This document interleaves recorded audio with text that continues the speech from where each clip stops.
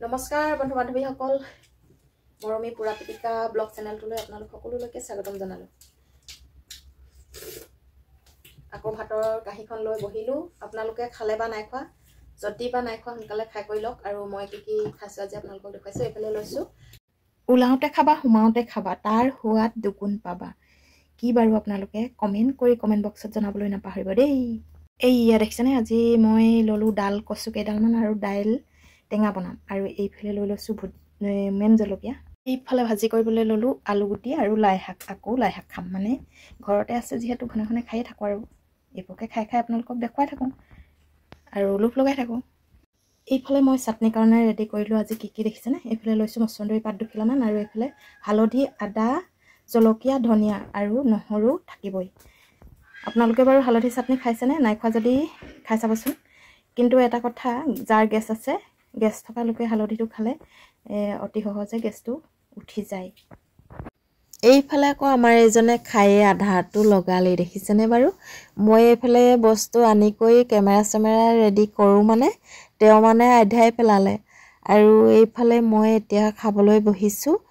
লৈছোঁ কি দেখিছেনে, এইফালে লৈছোঁ কচু আৰু দাইল, আৰু এইফালে লৈছোঁ আলু আৰু লাই শাক ভাজি, আৰু ল'লোঁ এইফালে হালধি চাটনি, আৰু এইফালে ডিম।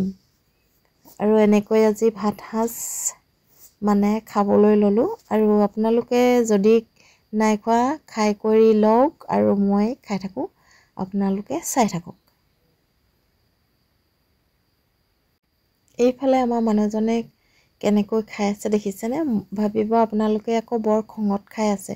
আমাৰ মানুহজনে আচলতে এনেকৈয়ে ভাত খায়। মই ভাবোঁ কিয়নো খং কৰি খাই থাকেও, সেনেকৈ কওঁ মানে কেতিয়াবা। আৰু দেখিছেনে কেনেকৈ চকুটুকু কোচাই আৰু ভাত খাইছে। আপোনালোকে আকৌ দেখিলে ভাবিব কিজানি খঙতে খাই আছে। তেওঁক আকৌ এমুঠিমান ভাত দৰকাৰ হ'ল, সেয়ে ভাবিলোঁ মই নোখোৱাৰ আগতেই ভাত এমুঠিমান দি লওঁ, কাৰণ ভাত আকৌ খোৱা হাতেৰে আনিবলৈ বেয়া। সেই গতিকে আমি আৰু ডাবৰত বা কিবাত উলিয়াইও নলওঁ, এমুঠিমান আনি তেওঁক দিয়ে ল'লোঁ। আৰু এতিয়া মই খাবলৈ ধুনীয়াকৈ বহি ল'লোঁ। দেখিছেনে, এইয়া এনেকৈ আজি ভাত সাজ খালোঁ আৰু দেই। আপোনালোকে মই ঘৰত যিবোৰ যেনেকৈ ৰান্ধি খাওঁ তেনেকৈয়ে দেখুৱাওঁ, আৰু আমি ইয়াতকৈ জুতি বুদ্ধি বেছি নলগাওঁৱে। দেখিছেনে বাৰু, এনেকৈয়ে খাওঁ আৰু। ধন্যবাদ।